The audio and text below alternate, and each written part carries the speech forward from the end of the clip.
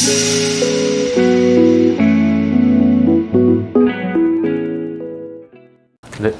안녕하세요. 일단은 저는 제 소개를 먼저 드리자면 저는 58회 변리사 시험에 합격한 박상보라고 합니다. 59회 변리사 시험 특허법 해설 강의를 받게 되었는데, 자, 일단 혹시 이번에 시험을 보신 분 계실까요? 시험을 세 분 보신 것 같네요. 네, 이번에 시험에 본 사람이 여기 착석한 분도 계실 거고, 아니면 내년이나 내후년 시험을 준비하기 위해서 이 해설 강의를 들으러 오신 분들도 많을 텐데, 일단은 이 해설 강의를 통해서 2차 시험을 어떻게 준비해야 되는지 좀 방향성을 좀 잘 잡으셨으면 좋겠습니다.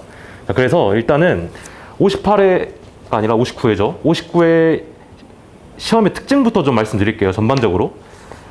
일단 첫 번째는 드디어 특유 발명인 의학연도 발명이 출제가 되었습니다. 지금까지는 이 의학연도 발명이 이렇게 전면적으로 출제된 적이 단 한 번도 없었거든요. 이걸 보아 내년이나 내후년에도 약간 특유 발명 있죠. 선택 발명이나 뭐 수치 한정 발명 같은 쟁점들이 충분히 출제될 수 있음을 암시합니다. 자, 그리고 이게 의학연도 발명 이 출제 배경이 된 판례가 보시면은 첫 번째 페이지 보시면 2016-502 판례 있잖아요. 이게 의학연도 발명의 진보성 판단 법리를 설시한 판례인데, 이 판례의 사실관계가 거의 그대로 출제됐어요. 자, 그렇다면 여러분들이 물론 특허법 같은 경우에는 판례 전문을 읽을 필요가 없다고 좀 들으셨을 텐데, 사실은 시간이 좀 남으면 판례 전문도 읽어볼 필요가 있는 게 사실관계가 그대로 출제되거든요. 물론 강사들의 역할이긴 해요. 그 사실관계를 그대로 문제화시키는 게 강사들의 역할이긴 하지만, 여러분들도 시간이 좀 남는다고 하면은 판례 전문을 한 번쯤은 봐줄 필요가 있다고 생각합니다. 그 다음에 두 번째로, 이것도 좀 특징적인 부분인데, 자, 무권리자 특허 및 일사부재리에 관한 쟁점이 2년 연속 출제되었습니다. 사실 일사부재리 같은 경우에는 각하신결에 관한 최신 판례 있죠? 이게 굉장히 중요한 탑10 판례에 선정되었기 때문에 사실 나올 거라고는 충분히 예상할 수 있는 문제였습니다. 그리고 여러 GS들에서 다 나왔을 거예요, 아마. 자, 그리고 각하신결뿐만 아니라 이제 판단 시점을 묻는 문제도 있었죠. 사실 이 판단 시점을 묻는 문제가 58회 변리사 시험에서 출제되긴 했었는데, 이게 어려운 법리가 아니라서 설사 여러분들이 58회에 출제가 되었으니까 그냥 제끼자라고 생각했던 분들도 사실은 좀 어렵지 않게, 처음에는 당황을 하셨을 거지만 결국에는 어렵지 않게 답안지를 썼을 거라고 생각이 들거든요. 그리고 세 번째는 사실 특허법에서 어려운 문제들이 조치에 묻는 문제거든요. 예를 들어서 여러분들이 뭐 기출문제를 푸셨으면 아시다시피 57회 변리사 특허법 문제 1번에 설문 1번이 그 해에서 가장 어렵게 출제됐었는데, 그게 사실은 조치를 묻는 문제였어요. 사실 특허법 시험은 판례형 문제가 비중이 늘어날수록 쉽기 마련이거든요. 이 조치를 물어보면은 그 해 그 난이도가 굉장히 높아집니다. 하지만 이 올해 시험에서는 대부분 판례형 문제였습니다. 따라서 사실은 이제 체감 난이도는 작년이나 재작년보다는 쉽지 않았나 라는 생각이 좀 들어요. 그리고 네 번째는, 이게 사실 민사소송법적인 내용이 강한 부분인데, 이제 자백이 출제가 되었습니다. 자백. 신결 취소 소송은 이제 민사소송법을 준용하기 때문에 이제 변론주의가 적용이 되죠. 따라서 충분히 나올 수 있는 부분이긴 했는데, 그리고 사실 문제 4번 같은 경우에는 민사소송법적 법리 있죠. 여러분들이 민사소송법을 공부했을 때 배웠던 그 법리를 그대로 적용하면 그냥 풀리는데, 중요한 거는 좀 이따 보시면 아시다시피 특허 침해 소송 중 어떤 구성 요소를 구비하고 있다라는 표현이 자백이 될 것인지 말 것인지를 결론을 알고 들어간 사람이 있고 모르고 들어간 사람이 있었을 텐데, 사실 여기서 좀 갈리는 것 같아요. 하지만 모르고 들어갔다라고 해도 여러분들이 민사소송법 그 자백의 법리를 그대로 적용했으면은 어느 정도 답안지를 좀 충분히 채울 수 있지 않았나 라는 생각이 듭니다. 그리고 사실 2022년 1월에 이 자백에 관한 판례가 선고가 되었는데요. 이 판례의 사실관계가 그대로 똑같이 출제가 되었어요. 4번에. 따라서 아까 제가 말씀드렸듯이 여러분들이 판례 전문을 좀 볼 필요가 있다라고 제가 말씀을 드리는 게, 이 사안포섭이 판례의 그 사안포섭이랑 거의 동일하거든요. 좀 이따 제가 문제 4번이랑 지금 제가 나눠드린 보충자료 판례 부분 보시면은 얼마나 유사한지 여러분들이 확인할 수 있을 거예요. 그러면은 문제 1번부터 한번 보도록 하겠습니다. 자, 문제 1번. 한번 문제를 쭉 훑어볼게요. 자, 문제 1번 같은 경우에는 설문 1번 보면은 이거는 중간 양도 사건이죠. 이게 우창 엔지니어링 사건인데, 설문 2번 같은 경우에는 이게 가장 59회에서 가장 어렵지 않았나라고 생각이 드는 설문입니다. 설문 2번. 설문 2번은 사실은 이거에 해당되는 판례가 있어요. 있는데, 특허법원 판례가 있는데, 이 판례 같은 경우에는 모르고 이 시험에 임했을 가능성이 좀 높거든요. 그렇다면 이 판례를 몰랐을 때 과연 어떠한 논리를 펼치면서 답안지를 작성을 했는지가 관건인 것 같아요. 사실은 이 판례를 알고 있으면은 사실은 그냥 풀 수 있는 문제인데, 아마 대부분 몰랐지 않았나라고 생각이 좀 들거든요. 설문 3번 같은 경우에는 이거는 좀 쉽게 풀 수 있었을 거라고 생각됩니다. 이거는 무효심판과 중복심판을 문 문제이죠. 문제 2번 같은 경우에는 설문 1번은 판단 시점에 관한 문제이고, 이제 설문 2번 같은 경우가 이제 각하 신결에 관한 최신 판례죠. 문제 3번 같은 경우에는 이게 의왕응도 발명에 관한 문제입니다. 전면적으로 출제가 되었습니다. 그리고 문제 4번이 자백이 있고요. 자백. 그래서 자, 문제 1번부터 볼게요. 자, 갑은 천천히 읽어보겠습니다. 자동차 전력 공급 장치를 개발 제조하여 판매하는 것을 업으로 하는 회사이고, 을은 시판되는 차량에 적합한 자동차 전자장비 일체를 개발 제조하여 판매하는 것을 업으로 하는 회사이다. 갑은 자동차 전력 공급 장치의 방수 배선 방식, 이 사건 특허에 관한 특허권자이고, 자동차 전력 공급 장치의 방수 배선을 위한 회로업계의 발명자인 가부종업원으로부터 특파권을 승계받은 자인데 아직 출원하지 아니하였습니다. 이 부분 체크해야겠죠. 아직 출원하지 않았다. 갑은 을에게 자신의 영업 일부를 양도하기로 하는 계약을 체결하면서 양도 대상으로 이 사건 특허 및 이 사건 발명을 권리를 포함하였다. 위 사례를 토대로 다음 물음에 답하시오. 1번. 이 사건 계약의 이용이 완료된 후 갑은 이 사건 발명을 특허청에 출원하였다. 이 사건 발명에 관한 권리 귀속을 토대로 갑의 이 사건 발명의 출원이 적법한지를 판단하시오. 라고 되어 있는데, 설문 1번 한번 볼게요. 설문 1번. 설문 1번.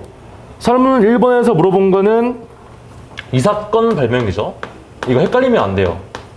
지금 문제 1번에서 이 사건 발명과 이 사건 특허가 나오기 때문에 이 두 개를 잘 구분해야 돼요. 일단은 설문 1번은 이 사건 발명에 관한 것입니다.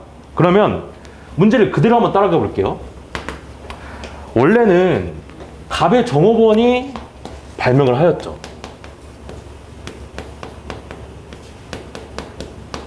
갑의 종업원이 발명을 하였는데 그 후 갑이 그 권리를 양수하였습니다. 그렇죠? 자, 그 뒤에 보면은 갑은 을에게 자신의 영업 일부를 양도하기로 하는 계약을 했죠. 그러면은 을에게도 특허법상 권리를, 특파권을 양도를 한 겁니다. 그 상태에서 갑이 출원을 한 거예요. 지금 출원을 한 건데 이 출원이 부적법한지가 지금 문제가 된 겁니다. 이거는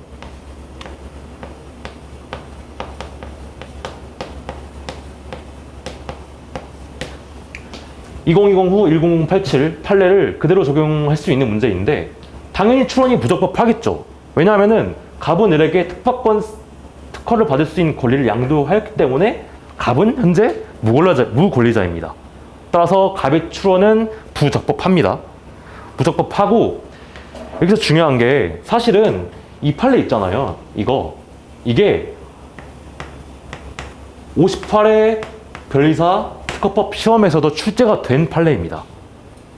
거기서는 어떠한 쟁점까지 나왔냐면, 사실 이 판례가 두 가지로 나눠집니다. 제가 나눠드렸던 보충자료에 보시면 있는데, 이 판례에서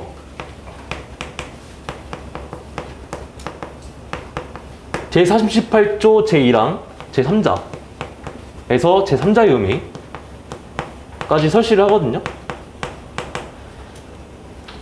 제38조 제1항이 뭐냐? 양수인은 특허를 출원하여야 제3자에게 대항할 수 있다라는 그 조문 있잖아요. 거기서 제3자의 의미를 설치를 해줍니다.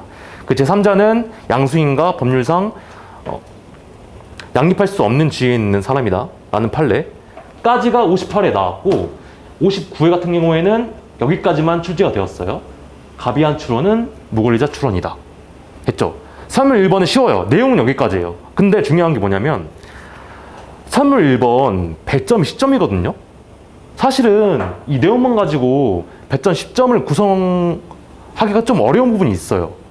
그러면은 최소한 목차가 2개 이상이 나와야 되는데 어떻게 목차를 구성할지를 여러분들이 고민을 좀 하셔야 됐었어요. 시험장에서. 그러면은 문제를 설문 1번을 다시 한번 천천히 읽어볼게요. 이 사건 발명에 관한 권리 귀속을 토대로 갑의 이 사건 발명의 출원이 적법한지 판단하시오 라고 되어 있잖아요. 그러면은 목차를 구성할 때는 항상 물어본 거를 그대로 목차를 시키는 연습을 하셔야 돼요. 첫 번째, 이 사건 발명에 관한 권리 귀속을 토대로 라고 했잖아요. 그러면은 첫 번째 목차를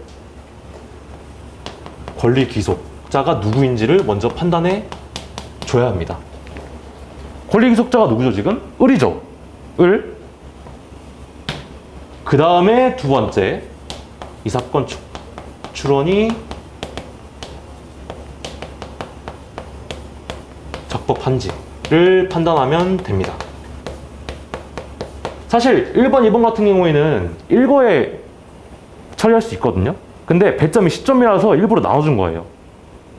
알겠죠? 그래서 배점에 따라서 목차를 어떻게 나누는지 이것도 충분히 연습할 수 있는 문제라고 할 수 있겠습니다. 그래서 이 사건 출원은 당연히 부적법하죠. 부적법. 설문 1번은 이렇게 됐는데 답안지를 한번 보시면 설문 1번 있고 논점 정리 있고 2번 권리기속 판단, 그래서 33조 1항 본문이랑 37조 써주시면 되고 아래 판례 있죠. 판례 보시면 한번 읽어볼게요. 영업양도는 채권계약이므로 양도인이 영업양도 계약에 따라 재산을 이전할 때에는 포괄승계가 인정되지 않고 특정 승계 방법에 의하여 재산의 종류에 따라 개별적으로 이전 행위를 해야 한다. 사실 이 판례가 굉장히 생소하신 분들이 많을 거예요. 그러면 다시 한번 문제 볼게요. 문제 1번에 세 번째 단락 볼게요. 갑은 을에게 자신의 영업 일부를 양도하기로 하는 계약을 체결하였다 라고 했잖아요. 여기서 보시면 갑 종업원이 갑에게 특파권을 양도를 하였고 갑이 을에게 특파권을 양도를 하였는데 그게 어떤 식으로 양도를 했냐면 자신의 영업 일부를 양도하기로 하는 계약을 통해서 양도를 한 거예요. 이게 소위 영업 양도라고 합니다. 영업 양도. 영업 양도. 영업 양도라는 계약을 통해서 갑이 을에게 특파권을 준 거예요. 근데 사실은 이 판례 몰라도 돼요. 그냥 갑이 을에게 특파권 양도했구나 라고 적으시면 돼요. 지금 답안지에 있는 2번 판례 부분 있죠. 이거는 그냥 플러스 알파입니다. 써도 되고 안 써도 돼요. 무슨 말인지 알겠죠? 그냥 갑이 을에게 특파권을 양도하였구나 라고 그냥 사안 해결을 하시면 됩니다. 하지만 좀 더 완벽한 답안지를 위해 썼는데 이 부분은 그냥 그렇게 처리를 하시면 됐어요. 시험장에서는. 그 다음에 출원이 적법한지 1번 무권리자 출원 취급 법령의 태도 써주시고 2번 판례 이 판례 써주시면 됩니다. 특허 출원 전에 특허를 받을 수 있는 권리를 계약에 따라 이전한 양도인은 더 이상 권리의 귀속 주체가 아니므로 그가 한 출원은 무권리자 특허이다. 이거 써주시면 되고 사안 해결 하시면 되고 됐죠? 네, 설문 2번을 보도록 하겠습니다. 설문 2번. 사실 설문 2번이 이번 시험에서 가장 어려웠을 시험입니다. 어려웠을 설문인데 보시면 한번 천천히 보도록 하겠습니다. 이 사건 계약의 이행이 완료된 후 을은 특허권 이전에 등록 없이, 이게 포인트예요. 이 사건 특허를 실시하고 있다. 이에 갑은 을의 이 사건 특허의 실시가 자신의 특허권을 침해하는 것이라고 주장한다. 이 사건 특허에 관한 권리 기속을 토대로 특허권 침해 여부에 대해 판단하시오 라고 되어 있죠. 설문 2번 같은 경우에는 이 사건 특허에 관한 문제입니다. 한번 쭉 살펴볼게요. 갑이 을에게 설문 1번에서 제가 설명드렸듯이 영업 양도의 형태로 권리를 이전을 한 겁니다. 영업 양도 했는데 이게 이전 등록은 안 했어요. 현재 이런 상태에서 갑이 을에게 침해를 물고 있는 겁니다. 현재 상황이 이래요. 지금 이 경우 침해가 인정될 것인지 말 것인지가 지금 문제예요. 그러면 이것도 한번 목차를 구성해 볼게요. 일단 시점이죠. 시점이고 그러면 최소한 목차가 2개 이상 나와야 되는데, 목차를 구성할 때는 항상 묻는 것을 그대로 목차하는 연습을 많이 해야 되는데, 설문 2번은 설문 1번과 똑같이 말미가 비슷해요. 이 사건 특허에 관한 권리 기속을 토대로 라고 돼 있잖아요. 그러면은 목차 첫 번째 권리 기속을 먼저 판단을 해주면 되겠죠. 여기서 권리 기속자는 갑일까요, 을일까요? 갑입니다. 왜냐하면은 특허권의 이전은 등록하여야만 효력이 발생하잖아요. 1차 때 여러분들이 공부 많이 하셨을 텐데 그 서리변소차 있죠. 효력 발생 요건, 등록이 효력 발생 요건 그거 있죠. 그래서 특허권의 이전은 등록하여야만 효력이 발생하는데 현재 등록을 안 했잖아요. 그러면 권리 기속자는 현재 갑이에요. 여전히 갑이에요 지금. 그리고 두 번째 침해인지 판단을 해야 되는데, 사실 이 사실관계에 그대로 맞는 판례가 있어요. 이게 영업난도 판례 아까 있잖아요. 영업양도 판례. 이거의 원심법원 판례인데 거기에서 이 상황에 대한 판시를 해주거든요. 근데 사실 여러분들은 이 판례에 대해서 모르는 상태에서 시험장에 임했을 확률이 저는 높다고 생각하거든요. 그러면은 그 판례를 모른다는 가정에 한번 생각해 볼게요. 다시 한번 문제를 보면은 갑이 을에게 영업양도를 하였고 하지만 이전 등록은 안 한 상태에서 갑이 을에게 침해를 물고 있어요. 갑이 처음에는 내 영업을 일부 양도할게 라고 말을 했으면서 나중에 침해를 물고 있는 거예요. 이게 좀 부당하다고 생각되지 않나요? 그러면은 이게 논리 구성을 침해인지라고 했을 때 그 판례를 모른다는 가정하에 신의칙 위반을 생각해 볼 수 있는 거죠. 그 다음에 권리남용까지 생각해 볼 수 있습니다. 권리남용. 이 두 가지 논리를 가지고 논리를 펼치신 수험생분들이 많다고 들었거든요. 됐죠? 그 다음에 사실 이 상황에 맞는 판례가 있는데 답안지 보시면 아시다시피 판례는 뭐라고 하냐면 이 계약의 효력으로, 지금 계약을 했잖아요. 영업양도 계약. 이 계약의 효력으로 을에게 묵시적인 통상실시권이 설정된 것으로 보자 라는 법리로 풀어갑니다. 다시 한번 설명드리면 갑과 을이 영업양도 계약을 하였는데 그 후 갑이 을에게 침해를 물었을 때 사실은 갑이 을에게 영업양도 계약을 했을 당시 을에게 묵시적인 통상실시권이 설정된 것으로 볼 수 있다 라고 판례가 설치해줬어요. 원심법원 단계에서. 이게 뭐랑 비슷하냐면 여러분들이 민법 공부하실 때 미등기 양수인 있죠. 미등기 양수인. 미등기 양수인은 이제 등기가 없으므로 이전 등기를 못 하잖아요. 그 이전 등기를 못 했어도 법률상 사실상 처분권이 있다라는 민법 판례 있죠. 그거랑 비슷하게 이해를 하시면 돼요. 그래서 을에게 묵시적 통상실시권이 설정된 것으로 보고 그러면 정당공원이 있으니까 침해가 아니다. 이게 답입니다. 답인데 이 판례를 몰랐을 수험생들이 많을 텐데 그 수험생들은 신의칙 위반, 권리남용의 법리로 풀어가시면 돼요. 됐죠? 답안지를 보시면 설문 2번, 1번 논조정리 있고 2번 이 사건 특허 권리 기속 보시면 이전 등록을 안 했으므로 여전히 갑이다 라고 써주시면 되고, 그렇다면 3번 치매인지 여부 문제점 보시면 특허권의 이전은 등록하여야만 효력이 발생하죠. 따라서 갑이 현재 권리 귀속자입니다. 자, 그럼에도 불구하고 갑이 을에게 치매를 물었을 때 치매가 성립되는지에 관한 판례가 있습니다. 밑줄 부분 보시면 피고회사가 비록 특허권 이전 등록을 마치지 아니었다고 하더라도 이 사건 계약의 효력으로서 이 사건 특허 발명들에 관한 특허권을 실시할 권리가 생긴 것으로 보아야 한다. 한마디로 묵시적으로 통상 실시권을 설정한 것으로 보아야 한다 라는 판례가 있습니다. 됐죠?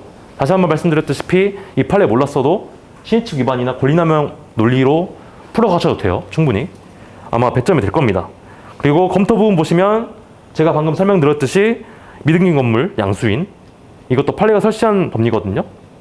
이거 적어주시면 됩니다. 그리고 사안의 경우 영업양도 계약이 적법하게 이루어진 이상 을의 이 사건 특허권 실시는 침해에 해당하지 않는 것으로 사료된다 라고 하고 플러스 저는 신의칙 위반까지 쳐줬습니다. 또한 을은 이 사건 계약에 의하여 이 사건 특허를 장래에 실시한다는 것에 대하여 정당하게 신의를 형성한 것으로 판단된다. 따라서 갑의 침해금지 청구는 이러한 을의 신의에 반하는 행사로서 신의칙 위반에 해당되는 것으로 사료된다 라는 것. 이제 설문 2번은 그렇게 풀면 되고요. 됐죠? 그래서 설문 2번 같은 경우에는 여러분들이 제일 당황했을 설문입니다. 59회 별의사 시험 문제에서. 됐고, 이제 설문 3번 볼게요. 설문 3번. 자, 설문 3번 보시면 이 문제에 대해서 좀 오해를 많이 하시는 수험생들이 많은 것 같은데, 문제를 천천히 읽어봐야 돼요. 이거는 특허심사관이 위 설문 1에서 수험생이 제시한 결론과 달리 판단하여 특허 결정하거나 거절 결정하였다면, 여기까지가 의미가 잘 파악이 되셔야 돼요. 자, 설문 1번 같은 경우에는 거절 결정 나와야 되는 거죠. 무권리자 출원이니까. 그거랑 반대로 그럼 특허 결정이 내린 거잖아요, 지금. 설문 3번은 특허 결정이 되었을 때의 상황을 의미합니다, 지금. 됐죠? 특허 결정이 내렸을 때 어떠한 특허 심판을 청구해야 하는지에 대해 설명하고, 그 다음 청구된 심판이 특허 심판원의 계속 중 심판 청구인이 동일한 심판을 다시 청구했다면 특허 심판원은 어떠한 판단 또는 조치를 취해야 하는지 설명하시오. 출제자분이 그냥 끼워놓은 것 같아요. 중부심판, 중부심판을 끼워놓은 것 같고 배점 때문에. 자, 그러면 이거는 쉽죠? 어떠한 심판을 청구해야 되죠? 무효심판을 청구해야 되겠죠. 이제 133조 1항 2호. 근데 여기서 중요한 게 133조 1항 2호를 보면은 무권리자 특허에 대해서 무효심판을 청구할 때에는 정당 권리자만 이해관계인이 되죠. 그래서 그 정당 권리자에 관한 조문까지 써주시면서 사안을 포섭하시면 되겠습니다. 그리고 중복심판 같은 경우에도 똑같아요. 민사소송법 중복소송 있죠? 그 법리를 똑같이 적어주시면 돼요. 이건 같은 경우에는 여러분들이 민사소송법을 공부할 때에는 이제 당소계라고 암기를 하셨을 텐데, 특허 같은 경우에는 당심계입니다. 당사자 동일하고 심판물 동일하고, 그 다음에 전 소송 계속 중, 전 심판 계속 중이죠. 후심판 제기됐을 경우 중부심판. 네, 문제 1번은 이렇게 넘어가도록 하겠습니다. 자, 문제 2번 볼게요. 문제 2번. 문제 2번 보시면 이거는 사실 저도 GS 문제에서 이제 설문 2번을 중점적으로 내긴 했는데, 사실 저는 이 문제가 많이 나오면은 동일 증거 범위 있잖아요. 중요 증거설. 근데 그거랑 결부돼서 나올 줄 알았는데, 이제 설문 1번 보시면 시점을 묻는 문제랑 같이 나왔습니다. 그래서 이거는 제가 보충 자료를 다 나눠드렸던 부분이긴 한데, 사실은 58회 문제에 나왔어가지고 좀 대충 제껴버리는 선생님들도 있을 거예요. 근데 이거는 뭐 어려운 법리가 아니기 때문에 여러분들이 각하신결 최신 판례 법리만 보고 이 판단 시점에 관한 법리는 제끼고 시험장에 들어갔어도 아마 충분히 푸실 수 있었을 거라고 좀 생각이 듭니다. 자, 그러면 볼게요. 특허법. 이 문제가 좀 특이하게 나왔죠. 그리고 이게 판례 번호까지 주면서 문제가 나왔어요. 자, 2번 특허법 제163조와 관련하여 다음 물음에 답하시오라고 되어 있죠. 일사부질에서 해당하는지 판단 시점에 관한 대법원 판결로는 이게 있고 이게 있다. 후자는 2009 후 234 전업의체 판결을 유지하면서 또 다른 이유로 일사부질의 판단 시점을 신결시로 보았다. 이들 판례는 모두 유효하다. 이들 판례를 토대로 일사부질이 해당하는지 여부의 판단 시점을 결정하는 판례의 태도를 설명하시오 라고 되어 있는데, 이거는 뭐 목차가 뻔하긴 합니다. 첫 번째, 묻는 바 그대로 목차를 설정해 보도록 하겠습니다.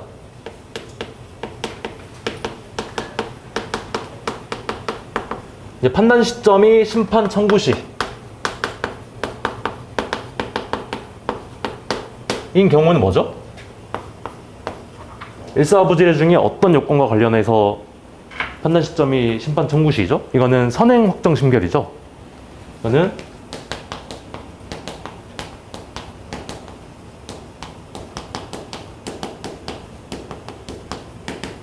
선행 확정 심결이 있는지 없는지는 심판 청구 시로 판단을 하죠. 됐죠?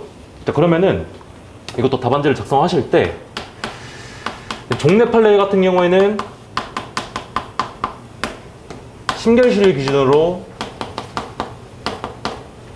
선행확정 심결이 있냐 없냐를 판단했습니다. 그러자 전원부채 판례가 이거를 변경을 하였는데, 그래서 논거가 중요한데 전원합의체 판례는 어떠한 논거를 들면서 판단 시점을 심결시에서 청구시로 바꿔왔냐?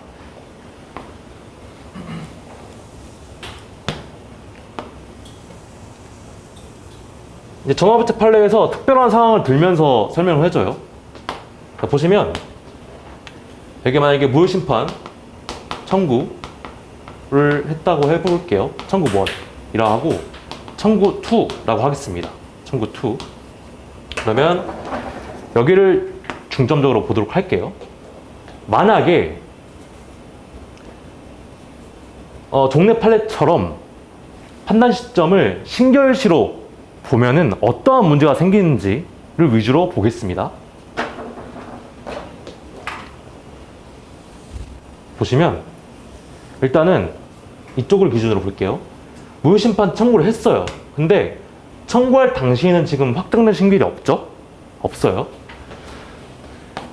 여기서 청구 2에서 신결이 나고 신결에 불복해서 특허법원 단계까지 올라갔다고 합시다. 여기서 신결 취소 판결이 났다고 해볼게요. 인용된 거죠, 인용. 자, 그랬을 때 일단은 여기까지가 심판 단계이고 여기서부터 여기까지가 소송 단계이죠. 특허법원 단계. 특허법원 단계이고 만약에 신결 취소 판결이 나면은 다시 심판 단계로 넘어오죠.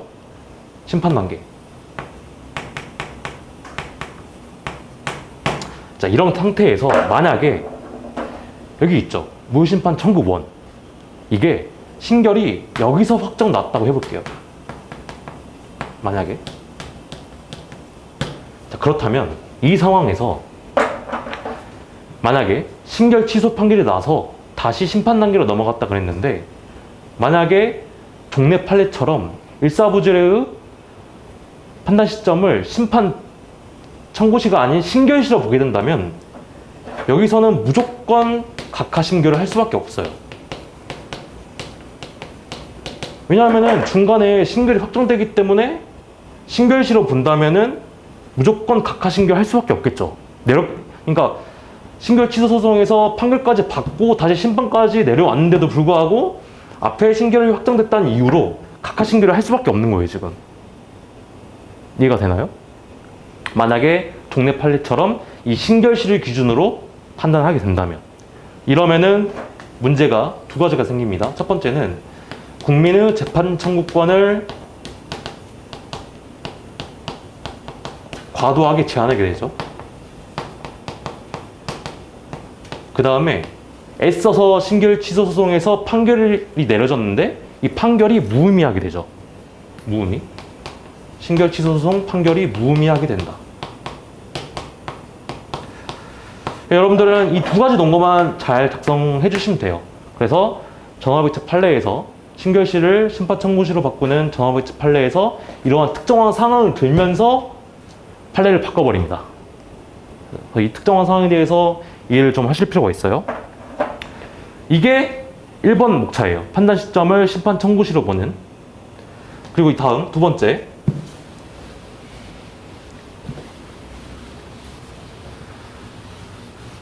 판단 시점을 신결시로 보는 것도 있죠. 판단 시점을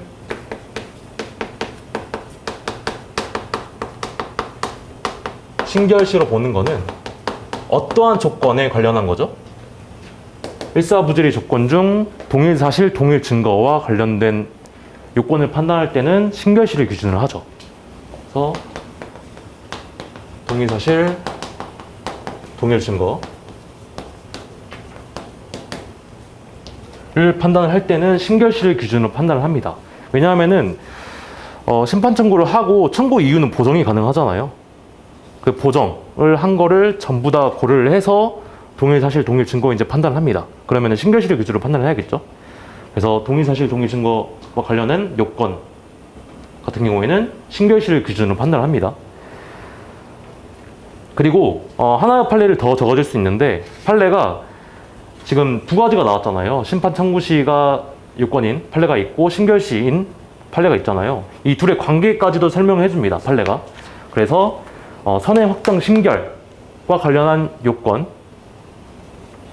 관해서만 그 판단 기준을 심판 청구시로 옮긴 거고, 이 동일 사실, 동일 증거와 관련한 요건 같은 경우에는 판단 시점은 신결시입니다.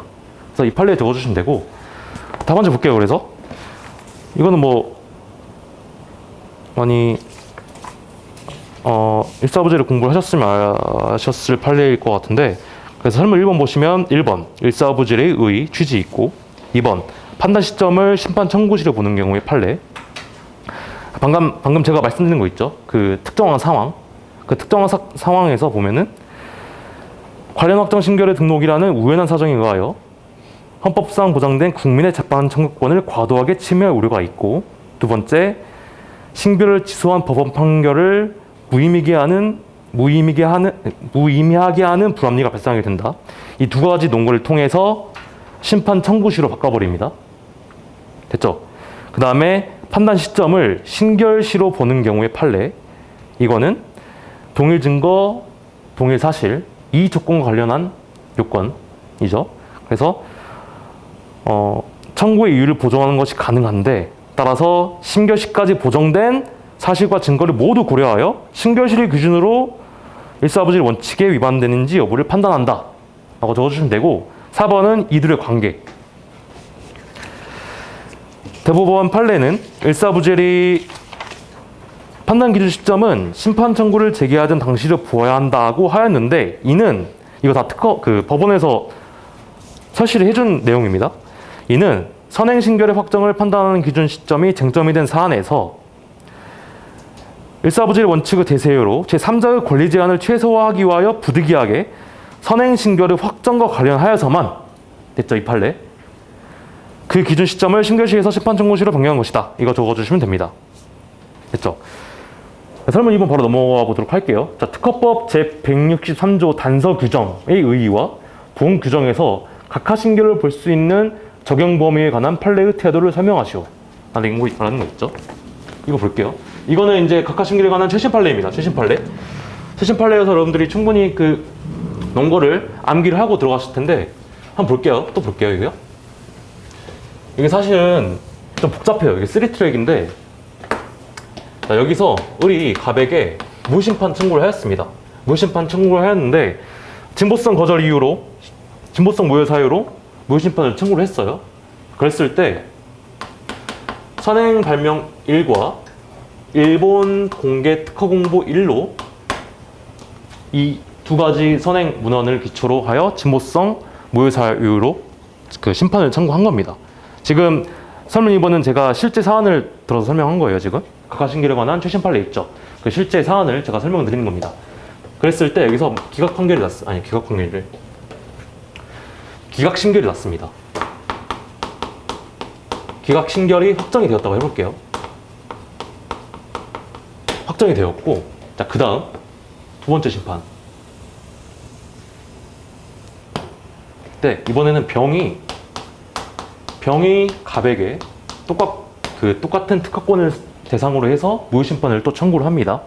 그때는 진보성 거절 이유, 진보성 모의 사유의 선행문헌을 선행문헌 1, 선행문헌 2, 그 다음에 일본 공개 특허 공보 2를 가지고 진보성 무효 사유로 무효 심판을 청구를 합니다. 그런데 여기서 각하신결이 확정됐어요.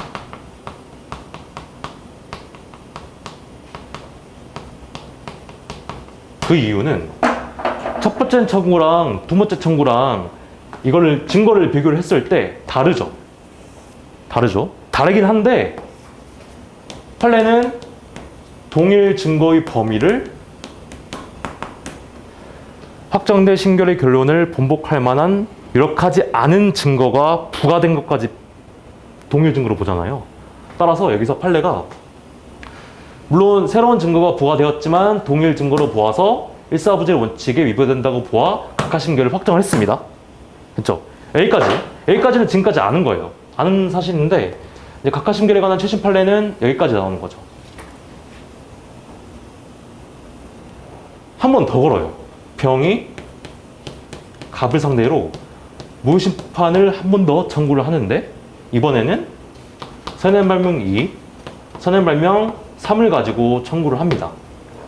여기서 문제가 되는 게 그렇다면 원래는 163조 단서를 보면은 각하신결이 확정되었을 때는 일사부재리 원칙 위배 안 돼요. 근데 왜 문제가 된 거냐면 여기서 보시면 아까 동일 증거인지 판단할 때는 확정된 신결의 결론을 번복할 만한 유력하지 않는 증거가 부과되는 것도 포함된다 그랬잖아요. 그러면은 확정된 신결의 결론을 번복할 수 있는지 없는지는 진보성 판단이라는 결론을 뒤집을 수 있는지 없는지에 관한 실체 판단이 들어가는 거예요, 지금. 그러니까 각하신결이 확정이 되었는데 이 각하신결은 실체 심리가 포함이 되었다는 거예요, 지금. 왜냐하면 동일 증거의 범위를 판단할 때는 실체 심리를 할 수밖에 없거든요. 진보성 거절률, 그 무효 사유를 판단을 해야 되니까. 그러면은 이렇게 보시면 되겠습니다. 자, 각하신결 같은 경우에는 크게 두 가지로 나눠볼 수가 있어요. 실체 심리를 하지 않은 경우와 실체 심리를 한 경우로 크게 나눌 수 있습니다. 그리고 이제 기각신결이 있는데 사실 원심법원에서는 실체 심리를 한 각하신결과 기각신결 모두에게 일사부재리 효과가 있다고 했어요. 원심법원 단계에서는. 그러자 대법원이 아니다. 이 기각신결의 경우에만 일사부재리 효력이 있다. 라고 대법원이 원심법원을 깠죠. 그러면은 설문 2번 보시면 각하신결로 볼 수 있는 적용 범위에 관한 판례의 태도를 설명하시라고 돼 있는데 이게 사실 설문 해결을 좀 문제에 맞게 해야 되잖아요. 그러면은 각하신결 범위를 설명을 해야 되는데 할 때 이렇게 하시면 돼요. 각하신결은 실체 심리를 포함하지 않는 경우에 각하신결이 있고 실체 심리를 포함하는 경우에 각하신결이 있는데 이 두 경우 모두 각하신결로 볼 수 있다. 라고 적어주시면 돼요. 됐죠?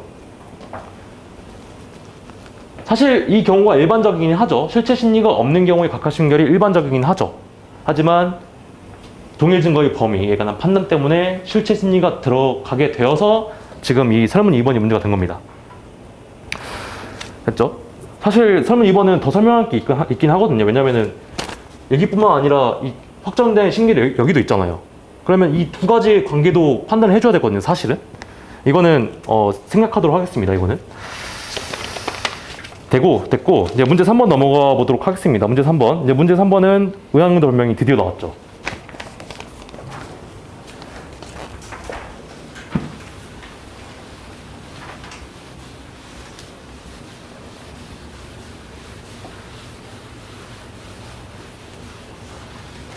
의학응도 발명이 드디어 나왔는데 문제를 쭉 읽어보시면 되고 시간이 없어서 바로 설문 1번으로 넘어갈게요. 의학응도 발명의 양리 기전이 발명의 구성 요소로 의미를 가지는 경우를 설명하시오 라고 되어 있죠. 자, 의학응도 발명은 이제 청구범위 작성 형태를 좀 잘 보시고 이해를 하시면 되거든요. 자, 예를 들어서 청구범위에 이렇게 적혀져 있다 해볼게요.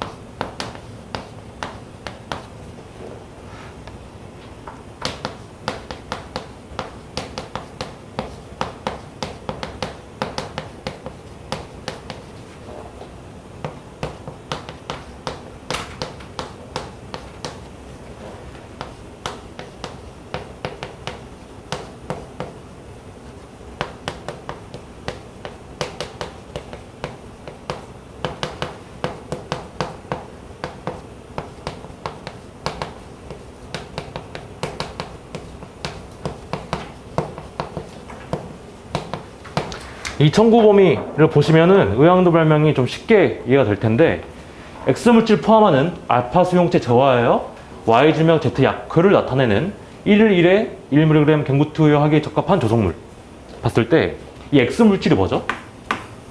한번 구성 요소를 천천히 뜯어볼게요. 이게 유효 성분입니다. 이게 유효 성분이고, 알파 수용체에 저해하여, 이게 양리 기전이라고 하는 겁니다. 기전. 그리고 Y 질병 Z 약효, 이게 의학 용도이죠. 의학 용도. 그리고 1일 1회 1mg 경구 투여하기에, 이게 용법 용량입니다.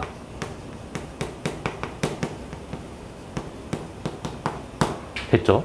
그러면은 설문 1번 같은 경우에는 이 양리 기전이 발명의 구성 요소로 인정될 수 있는지 없는지 물어본 거고, 설문 3번 같은 경우에는 이 용법 용량이 발명의 구성 요소로 인정될 수 있는지 없는지를 묻는 거예요. 그러면은 이 한 문장을 통해서 설문 1번과 설문 3번을 한꺼번에 생각을 좀 하실 수 있습니다. 그러면은 설문 1번 먼저 보도록 하겠습니다.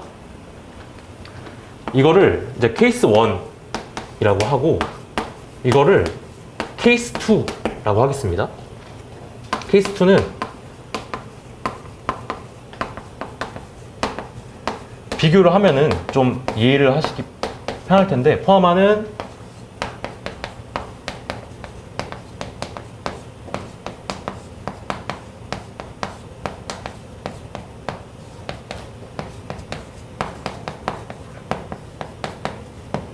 케이스 2가 이렇게 청구 범위를 작성을 해보면은, 이 경우에는 X 물질, 현재 유효 성분이 있고, 알파 수용체 저해하는 이라는 양리 기전이 있고, 케이스 2 같은 경우에는 의학 용도는 없는 거죠. 지금 설문 1번을 보고 있는데, 이 부분은 현재 생각을 하지 않을게요. 이 부분은 용법 용량, 설문 3번이 문제이니까. 자, 그러면은 여기까지 비교를 했을 때 케이스 1부터 볼게요. X 물질 포함하는 알파 수용체 저해하여 Y 질병 Z 약효 봤을 때 사실은 이 양리 기전은 의미가 없어요. 왜냐하면은, 자, 유효 성분을 구성 요소 1이라고 하고, 이 양리 기전을 구성 요소 2라고 하고, 이 의학 용도를 구성 요소 3이라고 했을 때, 구성 요소 1 플러스 2 플러스 3이랑 양리 기전이 제외된 구성 요소 1 플러스 3은 사실 똑같은 걸 의미해요. 양리 기전의 의미가 없어요. 있으나 없으나. 의학 용도가 있을 경우에는. 구성 요소 같은 경우에는 한정을 해야 의미를 가지는데, 구성 요소 2가 있다고 하더라도 구성 요소 1 플러스 구성 요소 3이랑 똑같다는 거예요. 그러니까 현재 범위를 좀 보시면, 구성 요소 1 플러스 2 플러스 3과 구성 요소 1 플러스 구성 요소 3이랑 현재 레인지가 똑같다는 거예요. 자, 그러면은 적어줄 필요도 없고 구성 요소로서 인정을 못 받는 거죠, 이 경우에는. 그런데 케이스 2를 볼게요. X 물질 포함하는 알파 수용체를 저해하는 조성물이라고 되어 있을 때는, 이 경우에는 사실 의학 용도를 특정할 수 있습니다. 이 경우에는. 왜냐하면은 통상의 기술자 입장에서, 통상의 기술자가 만약에 X 물질이 알파 수용체를 저해하면은 Y 질병 Z 약효를 보이는구나를 통상의 기술자가 알고 있다고 해볼게요. 예를 들어서. 그러면은 사실 통상의 기술자 입장에서는 X 물질 알파 수용체 저해하는 이것만 보고서라도 Y질병 Z 약효를 보이는구나를 알 수 있잖아요. 이 경우에는 즉 의학용도를 이제 판례 표현에서는 의학용도를 특정할 수 있는 한도 내에서는 양리기전도 구성의 요소로서 의미가 있다라고 하는 거죠. 그게 바로 케이스 2임입니다. 근데 여기서 중요한 게 만약에 통상의 기술자가 알파 수용체에 저해하는 X 물질이 알파 수용체를 저해해서 Y 질병 Z 약효를 보이는 것을 만약 몰라요. 통상의 기술자가 만약에 모르면은 그거는 42조 사항 2호 고절 이유가 나옵니다. 그렇죠? 그래서 이 경우에는 케이스 2 같은 경우에는 케이스를 나눠야 돼요. 첫 번째, 통상의 기술자가 즉 명세서나 출원식 기술 수준을 참작하여 통상의 기술자가 X 물질을 알파 수용체를 저해하면은 필연적으로 Y 질병 Z 약효를 보이는구나를 알았을 경우에는 이 양리기전도 발명의 구성 요소로서 역할을 할 수 있고, 만약에 통상의 기술자가 X 물질이 알파 수용체를 저해했을 때 Y 질병 Z 약효를 보이는 것을 몰랐을 때는 42조 사항 2호 고절 이유가 나오는 거예요. 그렇죠? 이 두 가지 케이스를 좀 잘 이해를 하셨으면 좋겠습니다. 그래서 설문 1번 같은 경우에는 이거는 그냥 간단해요. 답안지 적는 거는. 이걸 이해를만 잘 하셨으면. 양리기전이 발명의 구성 요소로 의미를 가지는 경우에는 판례가 표현하기는 의학용도를 특정하는 한도 내에서만 의미가 있고 그 자체로는 청구 범위를 한정하는 구성 요소가 아니다 라고 했는데, 그 의학용도를 특정하는 한도 내가 바로 케이스 2입니다. 여기다가 플러스 통상의 기술자가 이거를 알고 있을 때까지 포함을 시켜줘야겠죠, 사실은. 하지만 판례 태도를 그대로 적어주시면 돼요. 설문 1번 그렇게 넘어가도록 하고, 설문 2번 볼게요. 사실 설문 2번도 좀 까다롭거든요. 왜냐하면은 보시면 발명 X가 위장병 치료 용도를 특허를 받기 위한 진보성 판단 기준을 설명하고, 만일 발명 X의 진보성을 부정하는 경우 선행 발명에서 임상 시험 등에 의한 치료 효과가 확인될 것까지 필요한지 설명하시오 라고 돼 있는데, 이걸 좀 이제 주워 보겠습니다.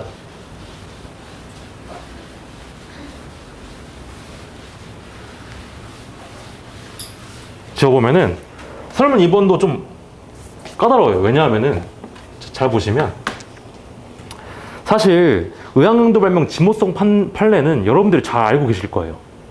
한번 적어보면은, 저는 이제 두 문자를 따서 이제 치료 효과를 쉽게 예측할 정도에 불과하면은 진보성이 부정되고, 선행 발명 등에서 임상시험에 의한 치료 효과가 확인될 것까지 필요가 없다 라는 판례 있죠. 의학용도 진보성에 관한 판례입니다. 다시 한번 읽어드리면, 치료 효과가 쉽게 예측될 정도에 불과하면 진보성이 부정되고, 선행 발명들에서 임상시험에 의한 치료 효과까지 확인될 필요는 없다 라는 판례 있잖아요. 이게 사실은 그 판례거든요. 사실 의학용도 발명 같은 경우에는 발명이 신규하기만 하면은 특허를 주는 경향이 있었습니다. 하지만 신규성 거절 이유와 진보성 거절 이유는 구분되어야 한다는 원칙의 일환으로 이 판례가 나왔죠. 선행 발명에서 임상시험에 의한 치료 효과가 확인될 것까지 필요 없다. 이거는 사실 신규성 판단 법리죠. 치료 효과가 확인된다. 이거는 신규성 판단 법리잖아요. 그래서 진보성과 신규성 판단 법리는 구분되어야 한다 라는 판례 같은 경우에는 여러분들이 다 아셨을 텐데, 이게 중요한 게 100점이 10점이거든요. 10점. 그러면은 판례를 좀 더 써야 돼요. 더 써야 되는데 뭘 더 써야 될지를 여러분들이 고민을 하셨을 텐데, 자, 문제 3번에 첫 번째 단락 다시 볼게요. 발명 X의 선행 발명 1에는 위장병의 선택적 억제제인 X의 시험이 A 연구소에서 다른 세계적인 연구센터 B와 협력하에 막 시작되었고 초기 결과는 매우 흥미로워 보인다가 있고, 그 다음에 선행 발명 2에는 X가 위장병 종양의 비정상적 활성을 강력한 억제제이고 부분적으로 또는 완전히 종양의 치료에 유용할 수 있다는 연구 결과가 있다. 이게 선행 발명이 2개 나와 있잖아요. 그러면은 결합에 관한 판례를 또 적어줄 수 있습니다. 선행 발명 등의 특허 발명에 이를 수 있다는 동기 남시 또는 그와 마찬가지 그 판례 있죠. 그것까지 적어줄 수 있는 거예요. 사실 이 판례, 그 결합에 관한 판례도 적어줘야겠구나 라는 생각을 하기 어려울 수 있는데, 중요한 게 이 출제의 배경이 된 판례가 이제 20169 508인가? 네, 50이 라는 판례인데, 이게 의학도 발명 진보성에 관한 판례거든요. 근데 이 판례 보면은 똑같이 있어요. 결합에 관한 판례가.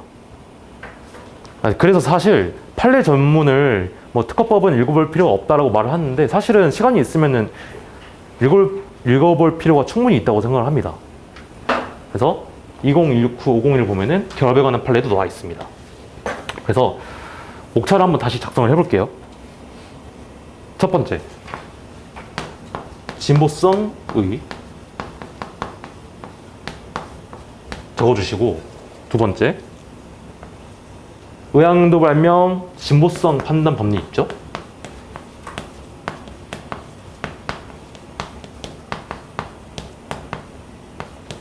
이거 적어주시면 되는데 여기서 중요한 게 진보성 판단 법리를 의학도 발명 진보성 판단 법리 이 목차에 이거를 전부 적어도 돼요.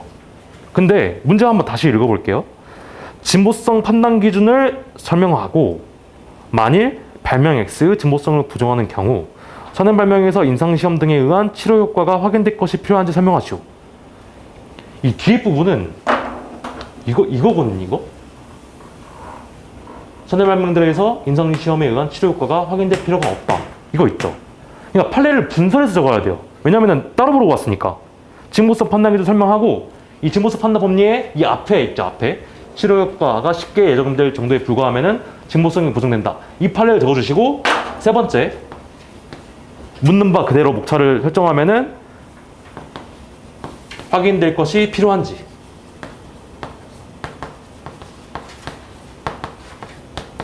에서 이 판례를 적어주시면 됩니다. 물어본 거 그대로. 그 다음에 네 번째, 결합에 관한 판례까지. 선행기술을 조합하면은 당의 특허 발명에 이를 수 있다는 동기나 암시 등이 선행 발명에 이를 수 있다는 거 그거 있죠? 그 판례를 적어주시면 돼요. 그리고 5번, 사안의 해결을 해주시면 되는데 사실 여기서 사안의 해결이 좀 복잡한 게 문제의 사실관계를 전부 다 녹여내야 돼요.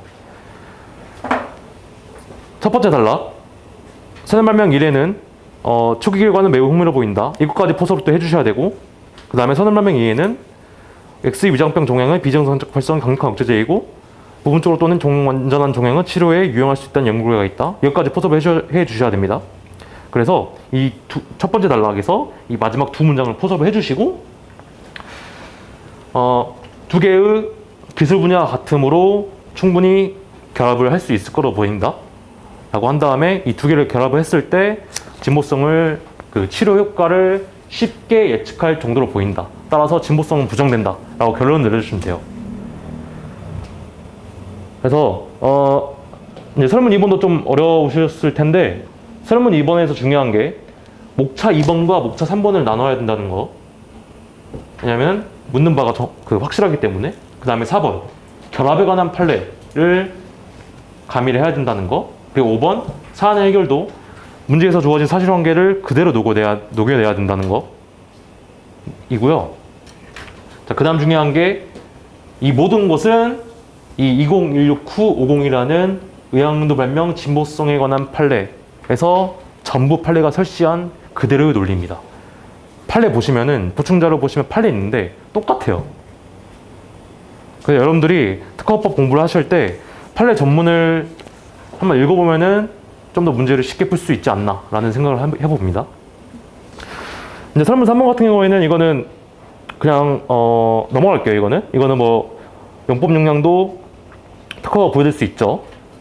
설문 3번 이거는 이제 합헌검 잘 써주시면 되고 설문 4번 같은 경우에는 이거는 좀 볼 필요가 있는 게 용법 용량 진보성 판단 방법도 나왔습니다. 지금 진보성이라는 것은 이제 예측 곤란 효과가 인정되면은 진보성이 인정됐는데 이게 구성의 곤란성이 인정되거나 아니면은 효과 현저성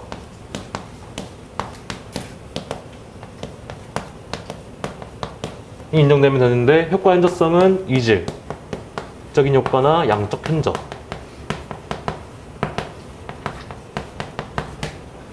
효과가 있을 때 인정이 되는 건데, 엄격한 진보성 판단 법리를 채용하는 투기 발명들이 있죠. 그러니까 구성의 곤란성을 인정하지 않고 이 효과의 현저성이 인정됐을 때만 진보성을 인정하는 발명들이 여러 가지가 있습니다.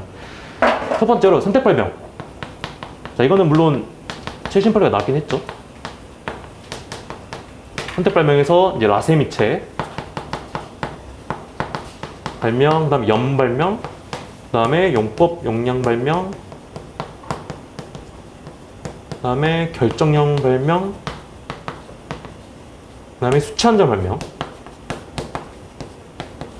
이 특우 발명들은 구성의 곤란성을 인정하지 않고 효과의 현저성이 인정됐을 때만 진보성을 인정을 했는데, 선택 발명은 이제 구성의 곤란성을 인정을 해버렸죠. 그리고 결정형 발명도 이제 2022년에 선고된 판례인데, 이 구성의 곤란성을 인정을 할 수 있다고 했습니다.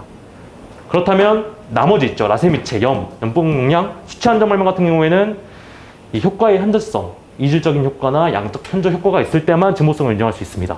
그거 써주시면 돼요. 그래서 특정한 투여 용법에 관한 진보성을 인정받기 위한 요건은 이질적인 효과나 양적 현저 효과가 있을 때 구성의 곤란성은 안 됩니다. 만 진보성이 인정될 수 있다 라는 판례를 적어주시면 돼요. 됐죠? 됐고, 답안지를 여러분들이 보시도록 하고, 이제 문제 4번으로 넘어갈게요. 문제 4번. 문제 4번 같은 경우에는 이제 자백인데, 사실 이게 2022년 1월에 선고된 판례거든요. 선고된 판례인데, 이게 보시면, 이제 설문 2번부터 보시면, 을이 특허 침해 소송 중 어떠한 구성 요소를 구비하고 있다라는 표현이 재판상 자백이 될 수 있는지 없는지를 여러분들 결론만 딱 내려주면은 나머지는 다 민사소송법적 법리로 풀어나가시면 돼요. 사실 설문 1번, 설문 2번은. 자, 그러면은 자, 민소법 법리로 한번 쭉 풀고 나가보도록 하겠습니다. 자, 설문 1번 보시면 신결 취소 소송에서 자백이 가능한 경우를 설명하시오 라고 돼 있는데, 자, 행정소송인 신결 취소 소송은 이제 민사소송법을 준용을 하죠.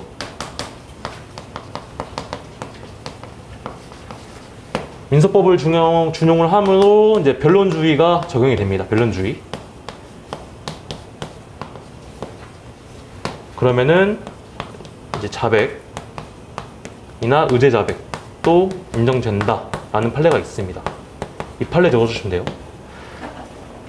심취소, 이제 민소법 적용하고 변론주의 적용돼서 자백, 의제 자백 인정된다. 여기까지만 적어주셔도 돼요. 자, 그런데 배점 6점이니까 플러스 하나 판례를 더 적어주시면 답안지도 있겠지만 이러한 자백을 인정한 예시의 판례가 있습니다. 문제 4번 보시면 이거는 뭐 간단한데, 목차 2번에 설문 2번이 아니라 양가로 2번 보시면 특허 발명은 진보성 판단에 제공되는 선행 발명이 어떠한 구성 요소를 가지고 있는지는 주요 사실로서 당사자의 자백의 대상이 된다고 할 것이다. 이 판례도 부가적으로 적어주셔도 돼요. 그런데 필수적인 판례는 아니고 이게 메인입니다. 설문 2번은 그냥 민소법적 법리로 풀어나갈 수 있었고, 그 다음 설문 2번 볼게요. 설문 2번.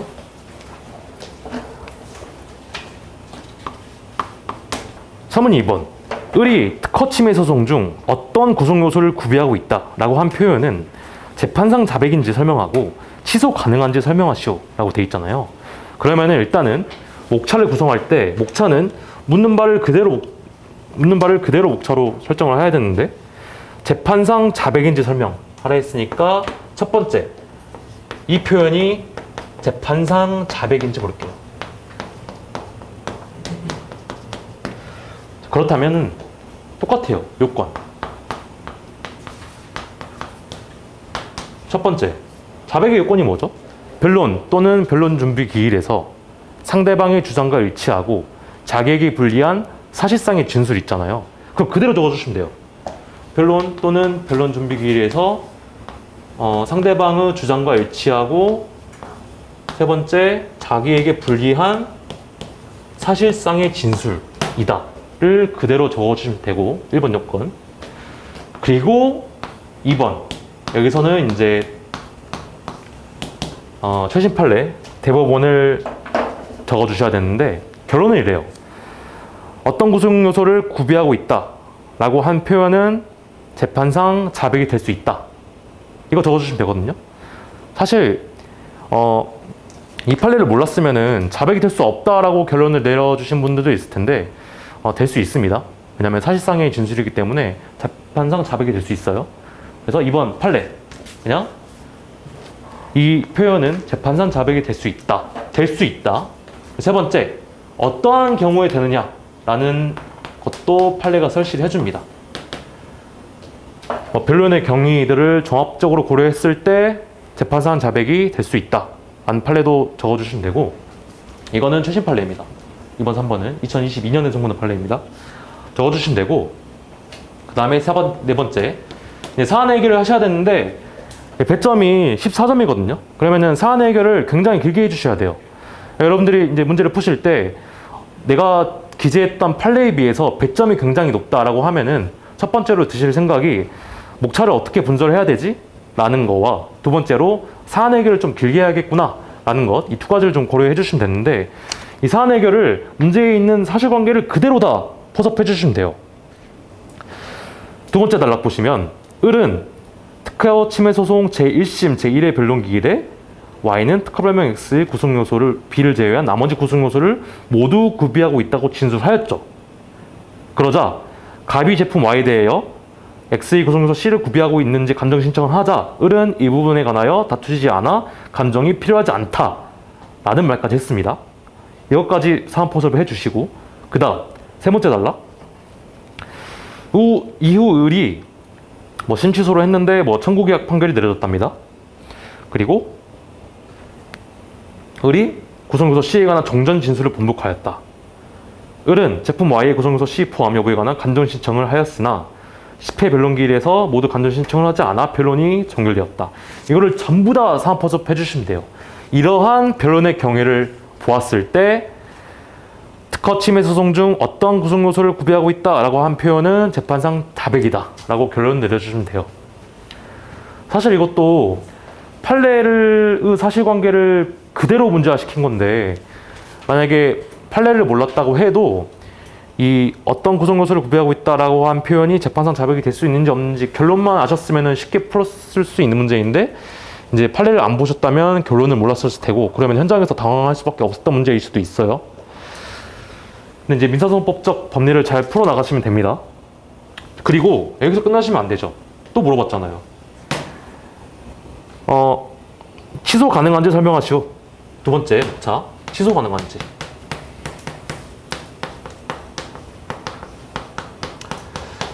첫 번째, 자백의 효과부터 언급해 주면 좋겠죠. 이거는 민사소송법적 내용이니까 자백의 효과 같은 경우에는 불료중 사실이고 그 다음에 당사자의 임의 철회가 제한되고 세 번째는 법원은 그 자백 사실을 그대로 인정해야 되죠.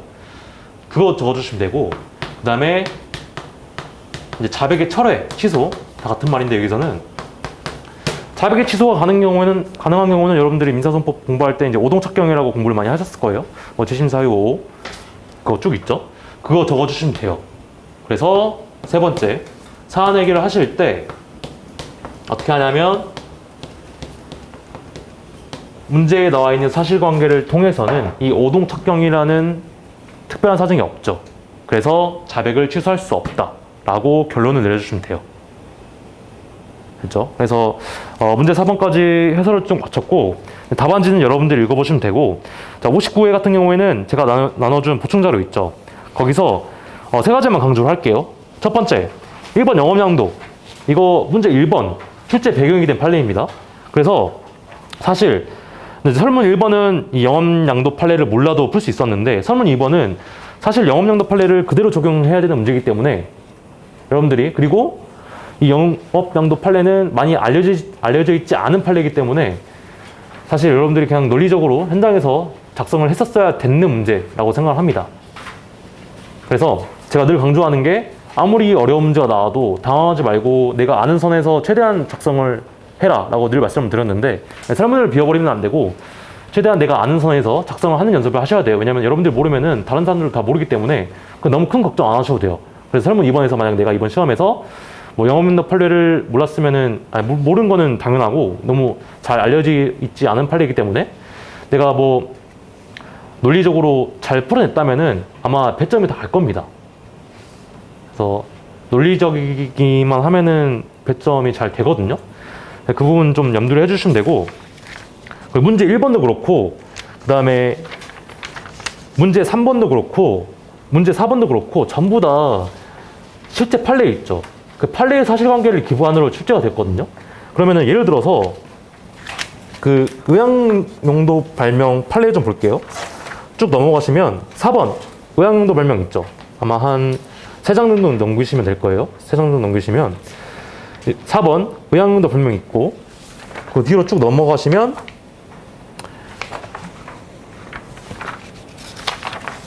그 의학용도 발명은 진보성 판례 있죠. 2016-502 이거 있죠? 이거 보시면 첫 번째 단락 보시면 결합에 관한 판례가 나옵니다. 결합에 관한 판례가 나오고, 그 다음에는 이제 여러분들이 충분히 아실 만한 그 의학용도 발명은 진보성 판단 법리가 있고, 자, 그 다음에 사안포섭 볼게요. 사안포섭. 사안포섭 보시면 뒤로 넘겨보시면 밑줄 부분 보시면 나오거든요. 밑줄 부분 보시면 부분적으로 또는 완전히 의존하는 종양들을 치료에 유용할 수도 있다는 결론을 내렸다는 내용의 연구 결과가 있다. 이거 문제랑 똑같은 단어죠. 자, 그 다음에 3번. 두 번째 밑줄 보시면 매우 초기 결과는 흥미로워 보인다 라는 내용의 연구 결과가 있다. 이거 문제에 그대로 나와 있는 표현이죠.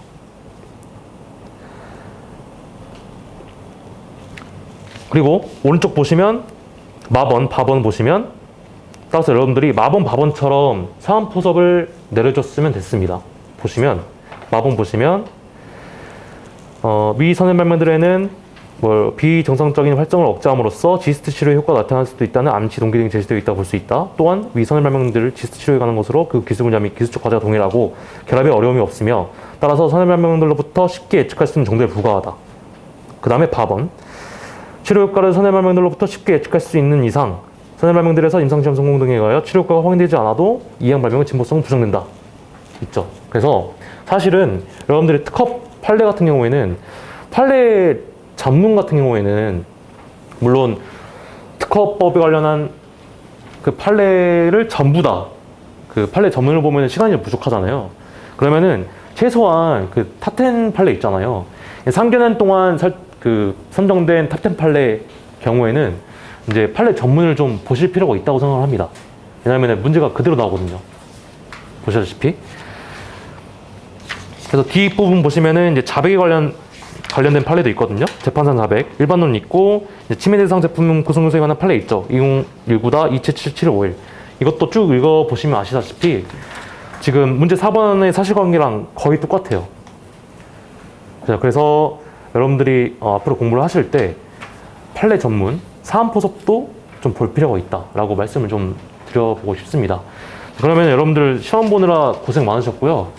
일단 좋은 결과가 있으면 참 좋겠습니다. 그러면 이제 해설 강의는 여기서 마치도록 하겠습니다. 네, 감사합니다. 네.